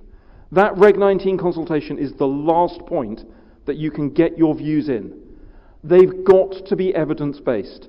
It can't be, I don't like it. It can't be, it's not suitable. It can't be, it's the wrong type of house. It sadly isn't going to work with doctors and dentists because it's just not going to cut it. Because the national system is completely broken when it comes to the provision of dentistry, and doctors aren't far off. But the NHS, the integrated care boards, keep saying it's okay. So it's got to be on those planning issues, and flooding has got to be the big one, and you're already putting the evidence in. But you can look at the other details. Zoe can get you the details. It's absolutely critical, if that's your view on both the defined village and this as a potential site, you get that information in during the Reg 19 stage. It's the last chance to do it. Far too often, Salisbury, for those of you who've stared at the Netherhampton Road development going up, I tried to get a room like this to object to that back, goodness knows how many years ago. They all thought, no, we'll wait for the planning application. It was too late. There were flooding issues. It's too late. It had been approved in a local plan. They have to deal with the flooding issues on site. This is your chance. I just want to emphasise how important that is. I'll shut up now. Happy to talk to anyone after with any questions, although can't answer on the NHS properly. Thank you, Richard, for your summing up there. That was great. Thank you, David. But you could sit down if you want now. Thank you so much for coming and for being so open and answering all those questions and presenting to us, educating us a bit. Thank you to the refreshments team, and thank you to all who've brought the community stands. Don't forget to have a look at those, and maybe even volunteer before you leave here. I should very much like to put on record my thanks to Bill, who is like the great Oz in the corner there with all the switches, making sure the sound was going very well. I'm so sorry for my technical error earlier, David. I don't know what went wrong. That computer's in the doghouse. And I would like to thank John on the visuals, partner to Bill on the audio. Thank you also to the leaflet deliverers. Thank you to the local volunteer groups who've put these stands up tonight. And thank you to those who've lugged the chairs out and those who are going to stay and help us put them back again. So listen, make sure you take one of those business cards with you. It would be helpful if you signed up to my email so I can update you. But if you don't want to hear anything from me, that's fine. You must sign up to the Commonplace one, though, if you're interested in this local plan. The packs will, the slide packs will both be on YouTube, so you'll be able to follow up anything that piqued your interest. And that's it. I think that's all I really wanted to say. Yeah, I think the next meeting in here is actually the other way round. I think it's the quiz night, so you'll be asked to provide the answers, so you're in the hot seat. So I thank you very much for your attendance. You know how to get in touch with us. You know what to do. I hope that you are feeling a bit better. If you're not feeling better, I hope you're feeling a little bit more well-informed this evening. So thank you for coming. Thank you to all our speakers. Thank you to everybody who has played a part, and the leaflet deliverers as well, and printers, everybody. Thank you all. Cheerio.